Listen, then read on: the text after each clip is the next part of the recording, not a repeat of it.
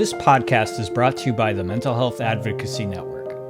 MHAN advocates for a consumer, family-driven mental health system of care that provides an array of service choices that are timely, responsive, and effective.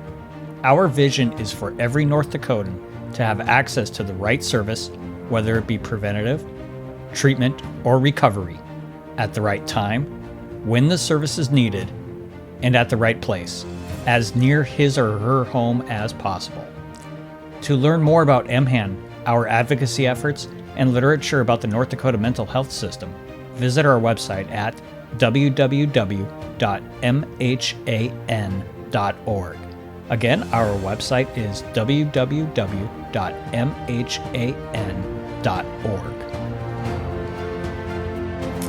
Welcome to another podcast of Mental Health Advocacy Network.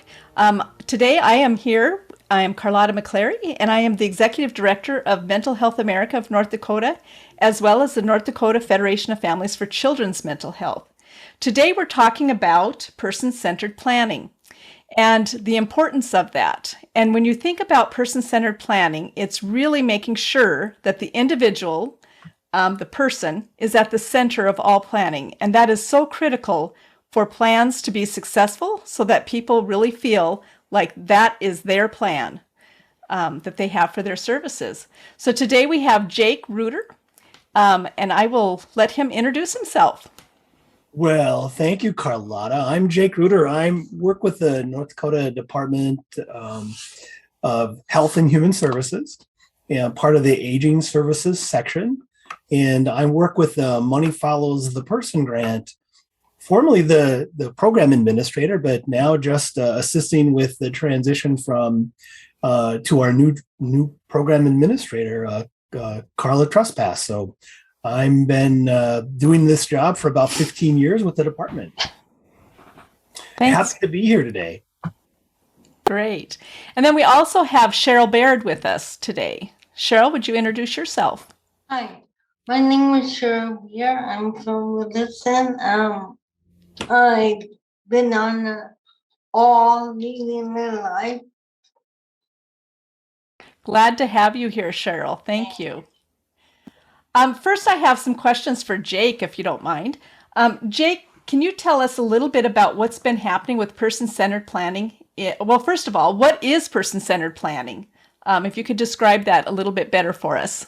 Well, that's a great question. And, there's lots of people have lots of different, definitions of what person-centered planning is. But, really, it's a process for agencies and support organizations to really help people find purpose and meaning through, helping them find opportunities to give and contribute in the community, helping them find and have a meaningful life, helping them define their best life, and we can do that in lots of different ways. But I think what's often forgotten when we start talking about person-centered planning, you think about paper and meetings and process, but it really is about, as you described, Carlotta, starting with the person, understanding who they are, what they want out of life, what their goals and aspirations are,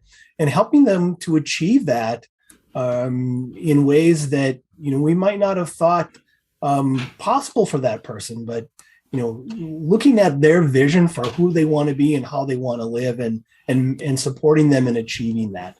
I guess that's the way I'd like to describe it for you. Thank you. So what is currently happening in North Dakota with person-centered planning? Yeah, it's a great question. So in North Dakota, we have been, obviously over many, many years, the department has been working with, many divisions around how do we support people to achieve their best life, right? And so what we've been doing, we've been working closely with the National Center on Advancing Person-Centered Practices and Systems in an effort to really design and implement a more robust person-centered thinking, planning, and practices across the state. And we're doing that in a couple different ways. all divisions within the department are doing a self-assessment to identify areas where we really need to step back and say, we're doing a good job with helping people achieve their best life, or identify areas where we have some work to do. And so each division is doing an assessment. And from that assessment, they develop an implementation plan, which includes an important aspect of person-centered planning and practice, and that is reaching out to those folks that might receive support services from the various divisions or services, and getting their direction and guidance on how do we do this well. And so engagement with the folks that are wanting and getting services, developing what we call an asset map so that folks know who to talk to and engage with regarding those sorts of things. But ultimately, division by division, we're working through how do we do this well. And so every division is going to go through this process, and they're not all through yet. We're probably about a quarter of the way through each division. But as we walk through that process, we're collaborating with a contractor called Human Services Research Institute, along with the National Center on Advancing Person-Centered Practices and Systems, and identifying those ways that we can best improve how we meet people's needs by, helping them achieve their best life.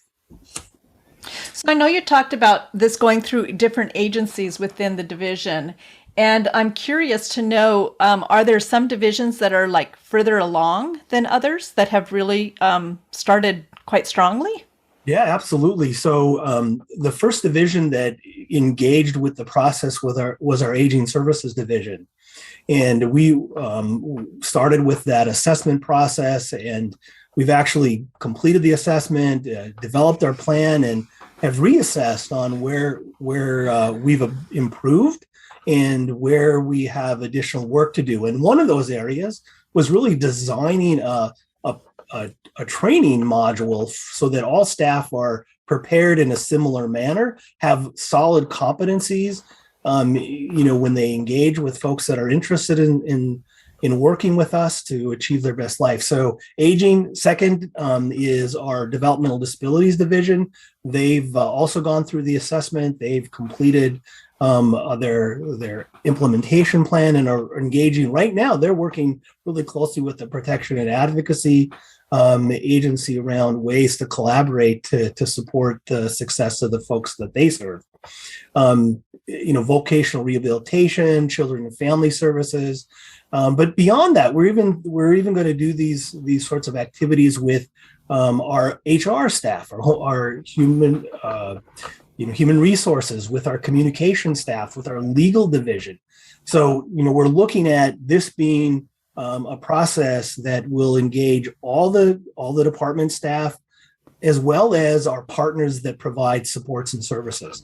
So, but aging and developmental disabilities were early adopters and have jumped in and are actively engaged with really making a difference in how they engage with folks around services. So most of our listeners, I would imagine, because we're the Mental Health Advocacy Network, are probably primarily concerned with what's going to be happening with the Behavioral Health Division. And do we know any timelines for that? It's a good question. So as you know, with the merger of the health department with the Department of Human Services, there's been a real change in how the mental health, behavioral health services are going to be implemented. And so there'll be a director of aging services, of behavioral health, that will encompass both the field services and the policy division. And as part of that, they will go ahead and go through their own assessment and implementation. I know that they're already doing training on person-centered practice. It's just that they have not started their assessment, mostly because of the anticipated change that was coming.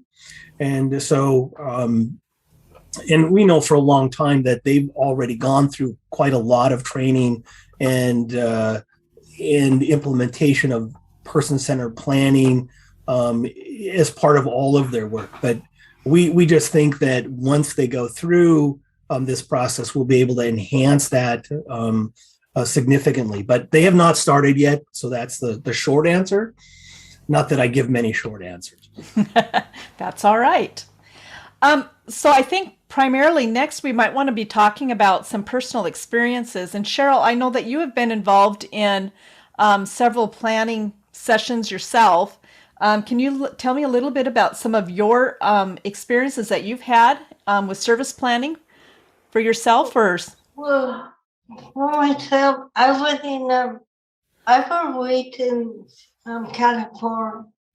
So I was in a program called Work Training Program, independent, and I was part of I got together once a year, and they asked me what I want to do and who I want to live with. They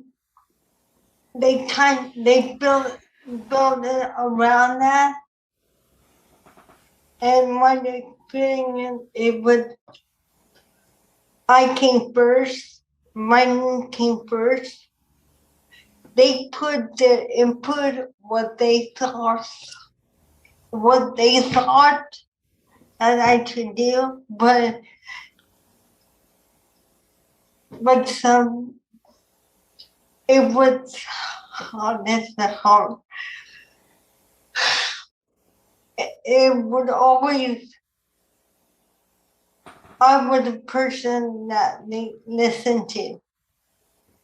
so you felt listened to and heard in there, especially, I think it's especially nice that they're asking you, I mean, very specifically, who do you want to live with, right? I mean, everybody usually gets to make those decisions, but sometimes people with disabilities are often not necessarily in that driver's seat. So that felt important to you. And when I wanted to live with the time when they came to me saying, do I want to live on my own? Which I did. So they helped me fill out all the paperwork for housing, and they helped me fill out look for an apartment. So, I mean, they gave me guidelines to go by, but I was already in charge. I mean, I start person like once a week or 2 weeks. They come and check up on me and stuff like that, help me with my banking. But mostly, I was independent. And that's important, right? That independence to be able to live on your own, be able to say, hey, this is what I want to do, and then have the support to get that done. Yeah. I mean, instead of saying, no, you cannot do that, no. And they may have concern.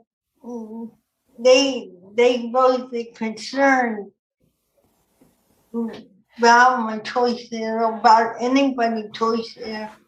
But, because I know my roommate wanted to move out. I worked on apartment, and we had the same person to come, Nia, and of course she wasn't ready, but Janita said she could do it, and she did live on her own, and she was working. We live in the same complex, but in a different apartment. So, So it worked for others as well.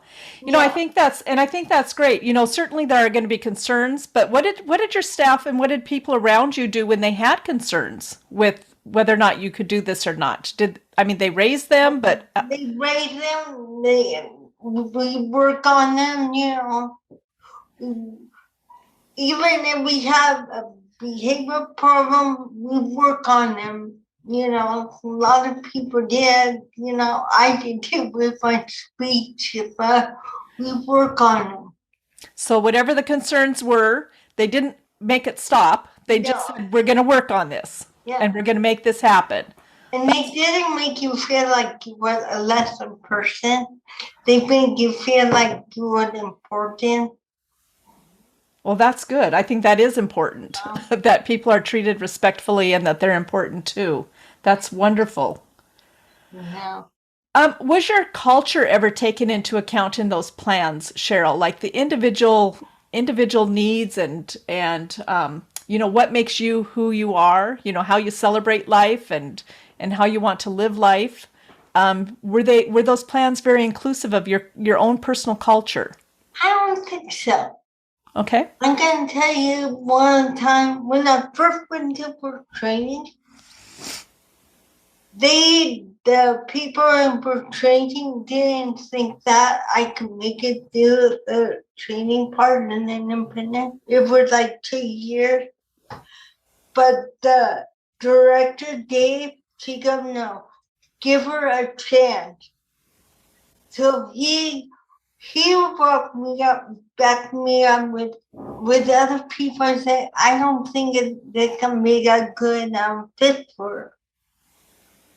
But I did it in less than a year. Less than a year, and they thought 2 years was impossible, some of them. Yeah, that's amazing. And that is wonderful that somebody actually said, give her a chance. Let her try to do this. That's great. So some of it sounds like a little bit like maybe not having all of the person-centered planning. If you were to redo this again or have to go through this again or thinking about another family, why would you think it would be important for people to really put the person in the center of their planning? Because it's important because that their life, they had dreams, desire, and you may know them, but you don't know them heart. You don't know what they want, and what may be good for them may not be good for people with disabilities.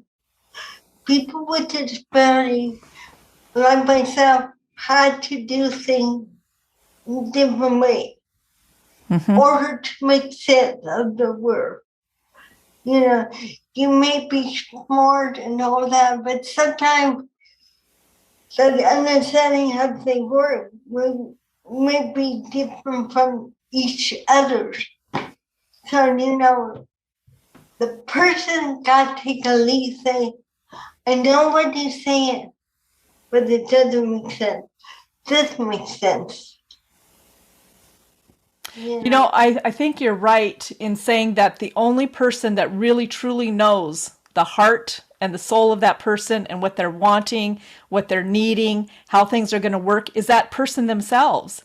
And they really should be at the center of that to really make sure that that is working for them. So I think you're right on.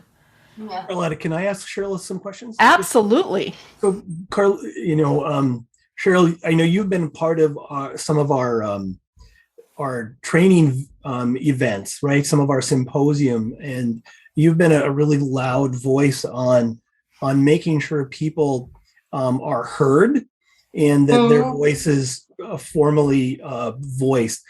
I'm wondering, did you ever feel like our processes got to the heart of who you are and really where you wanted to go? I know you talked about work and where you wanted to live, but talking even more about who you wanted to be with and how you wanted to be cared for and who you wanted to be hanging with. And the bottom line is, did we think about who you care about and who you want to care for? I thought about it. I mean, they did, but where the society come in, it's hard. Yeah. It's hard to fit in. Mm-hmm. Even though you know yourself good and you know what you want, they may help you, but they may not see everything as a whole picture. Yeah. So, and that is hard. It's still hard now, but it's still hard if they don't look at it. because I think they want to like take care of us, and they don't but they gotta realize that they are there to help us succeed. And like I always say, we don't need parents. Yep. And we need kindness. We need to know that we can do it. If they talk about that we will be a part of our community, our society, and they hold it back, how can we find a place in our seat? Yes. That's exactly what I was hoping you would talk about, Cheryl. That's great. And sometimes for me, it's so hard to find a way which one fit in or how. Because I don't want to be anybody else. I need to be me. So, but if we could get beyond that, I think we will be okay. Yeah, and Carla, that's what I think is so important beyond, trying to look at what the disease or the concern is, but to get to, as Cheryl described, who am I and how do I want to live and who do I want to be with and how can I contribute, to my community. And, I think that's the essence of really what we want to get to in providing person-centered planning is, you can write a good plan, but if you don't really help people achieve the life that they want, it's just paper. And, if Cheryl, if you're not able to voice, hey, I'm living the way I want with who I want and how I want, we've sort of missed the intent of all the work that we're putting into this process. Because one thing, it's tired sometimes to try to fit in society when you got to say, no, I could do this, or you can't. Sometimes you get tired of that. So, Absolutely. So, Jake, I guess I have a question too. When we're looking at the future of this, to really ensure that people are getting the true essence of what person-centered planning is as a system, is there going to be any kind of way of doing a systemic or individual evaluations to determine if we are following person-centered practices as they are intended, so that it isn't just something on paper, that people are really able to, that we can really tell? Do we have any way of evaluating this? Yeah, I think it's going to be twofold, Carlotta, and it's not all in place. But one is talking to the person that's involved with whatever the department is trying to do to support the person's success, and that is directly asking questions of you, Cheryl. It's like, how did we interact?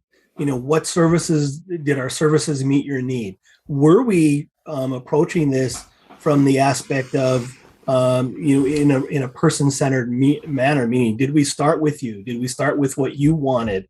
Did we assess you, ask you questions about your goals, your strengths, your values? And so that individual interview with the person to find out what their experience was. Okay, and so there's some different ways to do that. One is the national core indicators, but that's really targeted for aging, folks with physical disabilities or developmental disability. We also need to do that for other folks that the department tries to provide support services for. The other thing is really to do an evaluation of the staff's actual behavior. Are they demonstrating the competencies of good, solid person-centered practices? When they interview someone, how they document, how they respond to a phone call. So we need to assess that very practically. We just spent 3 days talking about how do we do that? How do we assess if folks are engaging with the individuals that want our services in a way that meets that status? So, we talked about things like, face-to-face assessment. So listening into a phone call, for example, of the folks that answer the Aging and Disabilities Resource Link line. Are they interacting with people that are looking for services, whether it's behavioral health or children's services or whatever it might be? How about the case management staff that go out? Are they interacting in a way? Are they documenting? Are they providing the choice and options people want? And so that might be observation, it might be testing, it might be, how their individuals that they're working with are evaluating them as a professional.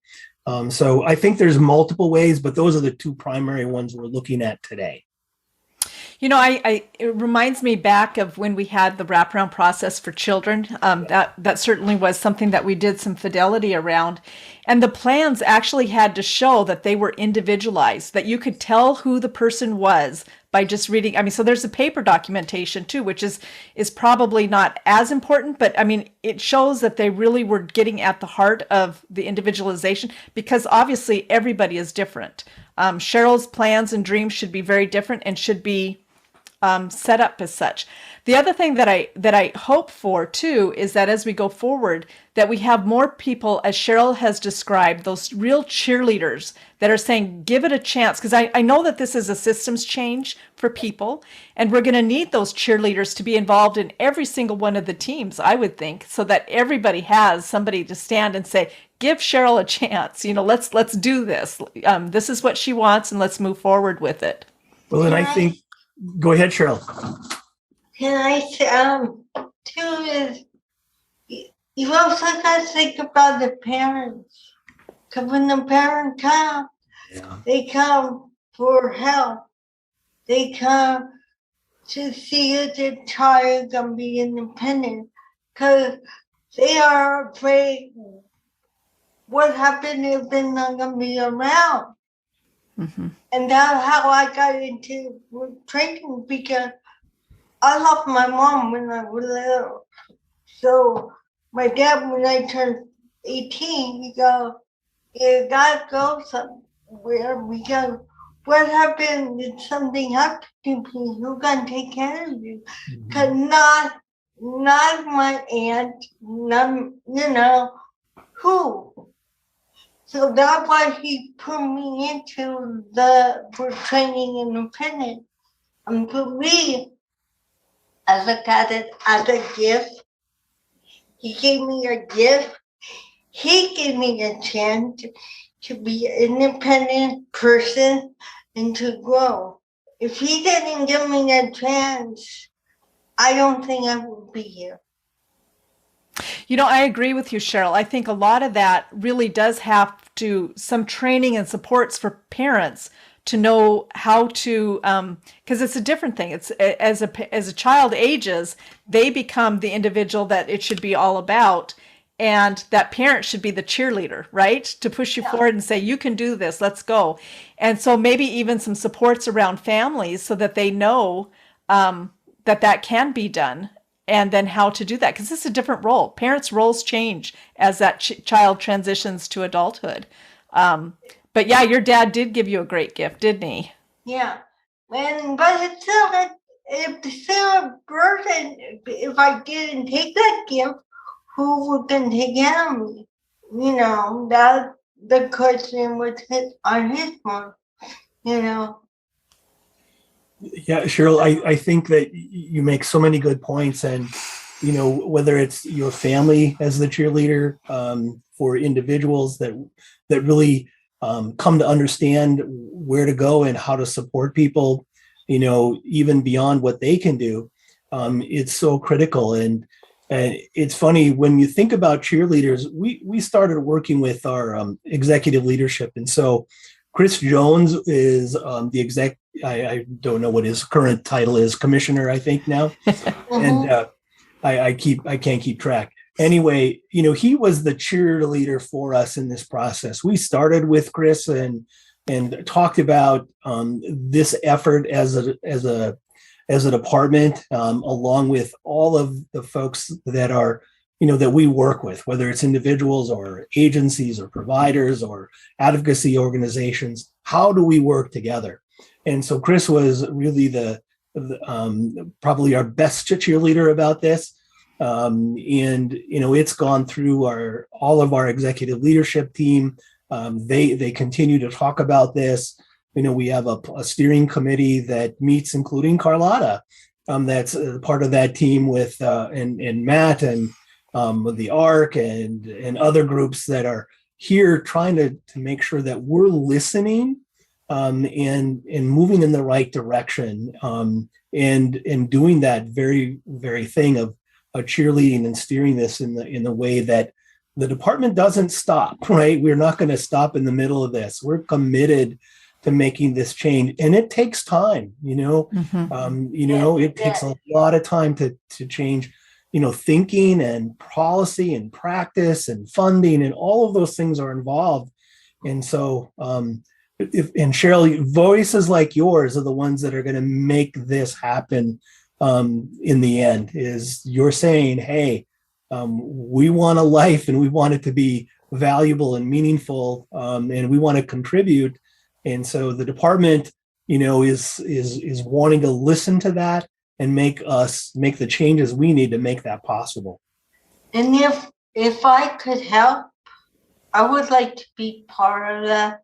Maybe represent all. Yes. If I could.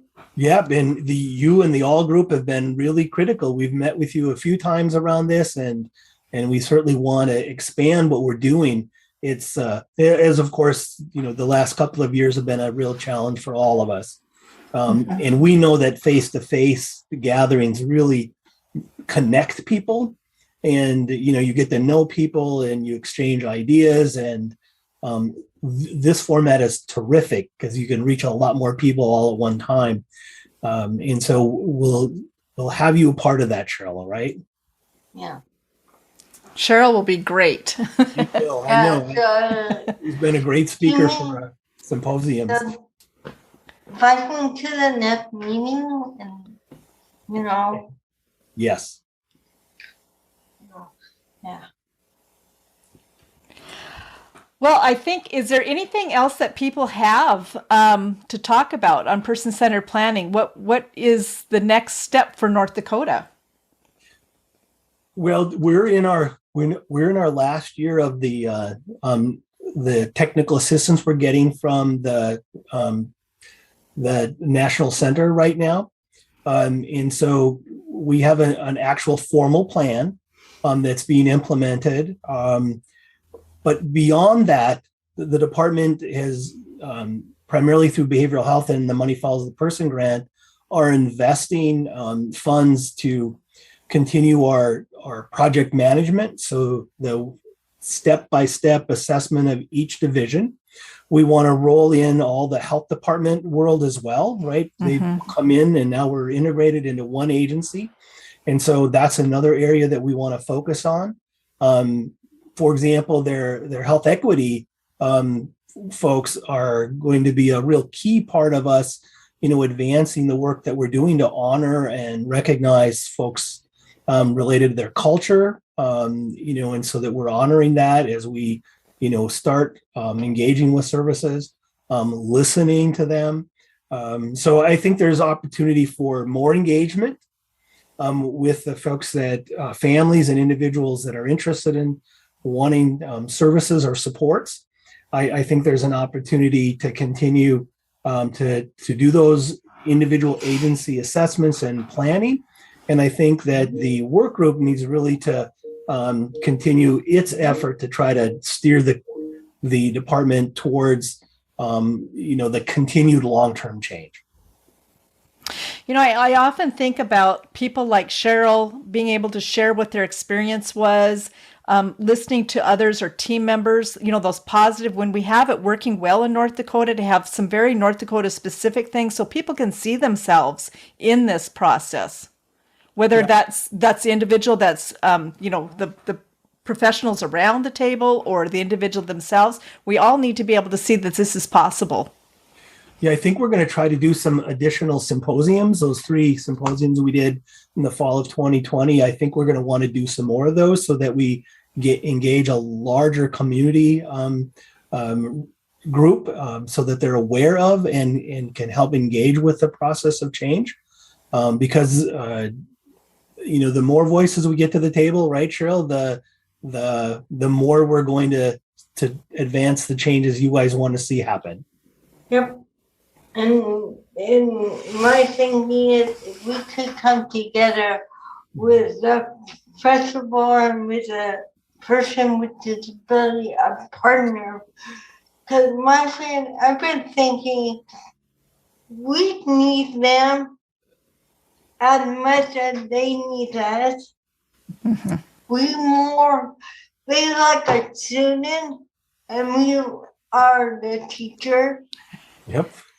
You're right, Cheryl. That's great. Because they went to school and they learned from books. Mm-hmm. Now they got on-hand experience, so let us teach them. We don't want to say you need to go away.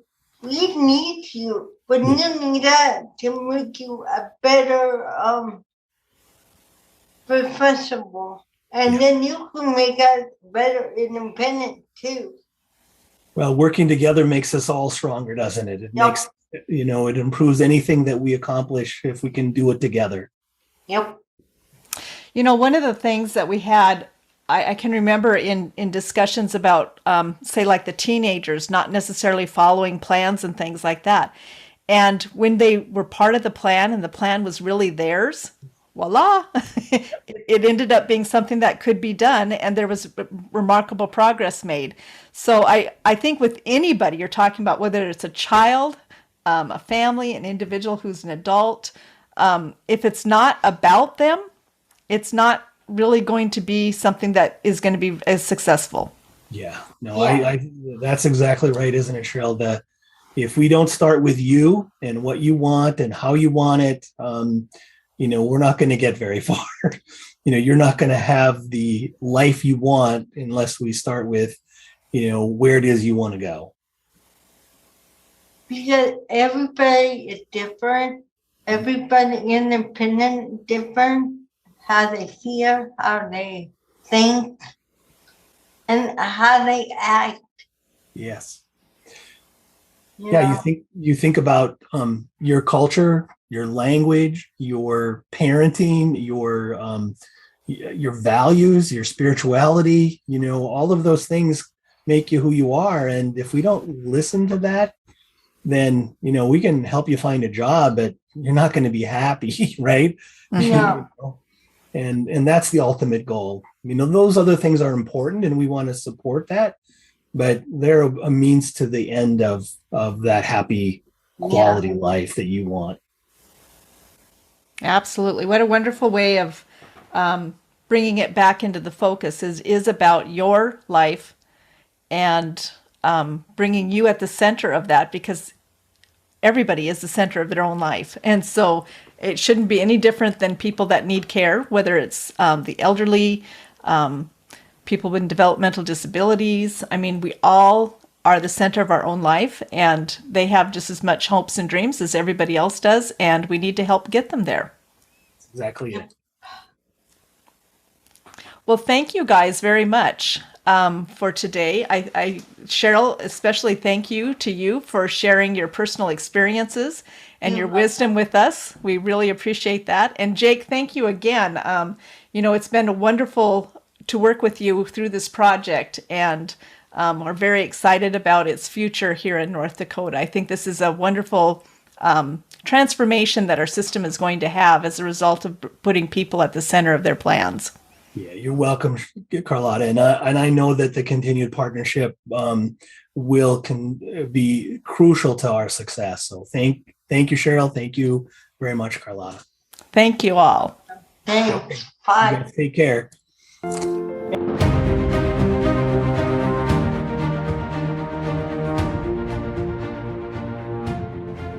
This podcast is brought to you by the Mental Health Advocacy Network. MHAN advocates for a consumer, family-driven mental health system of care that provides an array of service choices that are timely, responsive, and effective.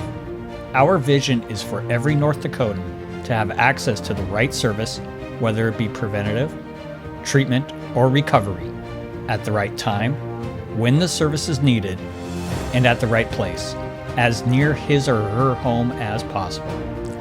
To learn more about MHAN, our advocacy efforts, and literature about the North Dakota mental health system, visit our website at www.mhan.org. Again, our website is www.mhan.org.